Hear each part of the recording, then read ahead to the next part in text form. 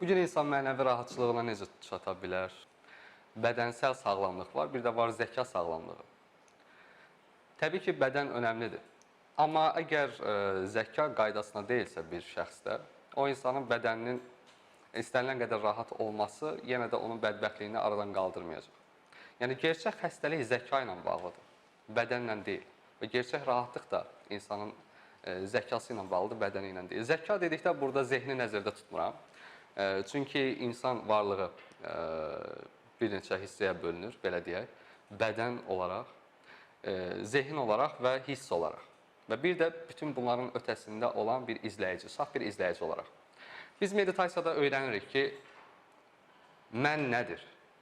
Sən kimsən sualı verilir. Sən kimsə sualı veriləndə sən adətən öz adını deyə bilərsən, bugünə qədər qazandığın nailiyyətləri bizə təqdim edə bilərsən və s.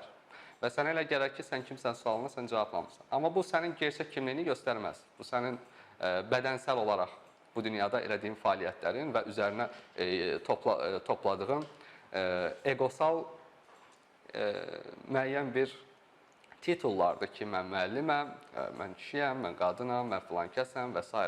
Yəni, bu bədəni görürəmsə və bunun haqqında danışıramsa, demək bunu danışan mən bədən deyiləm. Çünki bədən öz adına danışa bilməz. Bədən adına mənəm danışan. Mənim bədənim deyirəmsə, demək mən bədən deyiləm. Bədən mənimdir. Bəs mən nəyəm? İkinci mərhələ gəlir zehin mərhələsi. Mən zehinəmmi? Düşüncələriməmmi? Çünki insanlar bu günləri 21-ci əsr ən çox düşüncə əsridir. Daha qədim zamanlarda insanlar daha çox bədən səviyyəsində köklənirdilər. Onlar daha çox heyvanat halında yaşayırdılar. Sırf bioloji olaraq. Amma bugünkü 21-ci əsr düşüncə əsridir. Və insanlar düşüncəyə normasından artıq enerji veriblər. Bu günləri düşüncələr tam çərçivədən çıxıb insanları xaotik hala gətirib. İnsan zehnini sustura bilmir. Təsəvvür edin ki, yatırsınız və işığı söndürə bilmirsiniz. İşıq daim yanır otağınızda. Günüz də yanır, siz yatırsınız, gecə də yanır. Və bu işığı söndürə bilmirsiniz. Bu işıq sizin yatmağınıza da imkan tanımır. Zehin də eyni formadadır. Sən zehnini sustura bilmirsən. Kontrol səndə deyil. Düşüncələr həmişə gəlir. Sən onları sustura bilmirsən. Sən yatmaq istəyirsən, yenə gəlir, yuxu görürsən. Yəni, düşünmədiyin heç bir an yoxdur. Doğulandan bu yana 20 il, 30 il, 40 il, nə qədər yaşamısansa, heç vaxtı düşünmədiyin, sakit ola biləcəyin bir nöqtədə olmamısan. Meditasiya bu nöqtədir, düşünməmə nöqtəsi. Təbii ki, burada düşüncə düşmən kimi görülmür, düşüncəyə qarşı bir negativlik yoxdur. Sadəcə negativlik odur ki, həddindən artıq bir şeyin davam eləməsi artıq bir zərər verməyə səbəb olur. Çünki suyu da biz həddindən artıq içsək, bu da bizə zərər olacaq. Və düşüncə nə qədər önəmli bir şey də olsa bizim gündəlik həyatımızda, dəli kimi düşünmək, ki, əslində dəli kimi düşünmək deyəndə bu bəzi hallarda baş verən şey kimi demirəm. Dəli kimi düşünmək əslində kütləvi olaraq cəmiyyətin olduğu bir haldır. Dəli kimi düşünmək, düşünməmək istədiyin anda belə düşüncəni dayandıra bilməməkdir. Yəni, sən düşünməmək istəyirsən, səssiz olmaq istəyirsən, amma bunu bacarmırsın. Bu, o demək ki, bir şeylər qaydasında deyil. Müəyyən bir psixoloqlara gedə bilərsən və s. Ona müəyyən qədər kömək ola bilər, amma buna bir şey demirəm. Amma deyə biləcəyim bir şey var ki, əgər köklü bir transformasiya istəyirsənsə, qalıcı bir dəyişim, tam kontrolun səndə olması. Bunu istəyirsənsə, meditasiyadan ikinci bir yol yoxdur. Çünki meditasiya sənin şuurunu tam bir transformasiya eləyəcək və səni öz daxili nöqtəndə mərkəzləşdirəcək. İnsanın daxili nöqtəsində mütləq bir səssizlik vardır.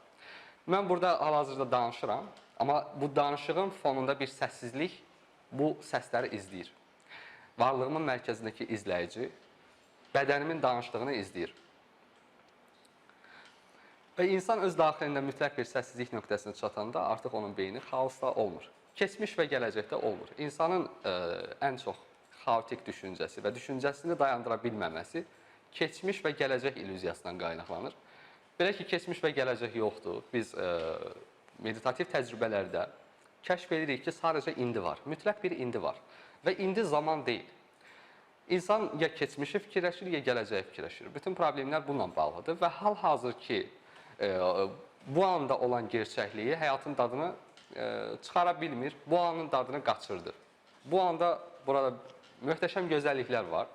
Amma insan keçmişdəki problemləri düşünərək bu anın dadını ləkələyir və insan keçmişdə çata bilmədiyi, əldə edə bilmədiyi nailiyyətləri gələcəyə yükləyərək, gələcək adlı bir xəyal yaradır.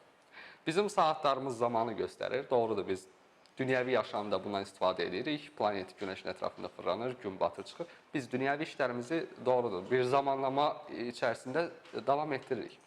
Amma əgər həqiqəti kəşf eləmək istəyiriksə, hansı ki, kainat miqyasında bir həqiqəti kəşf eləmək istəyiriksə, biz bilməliyik ki, bir zaman yoxdur, zaman keçmir.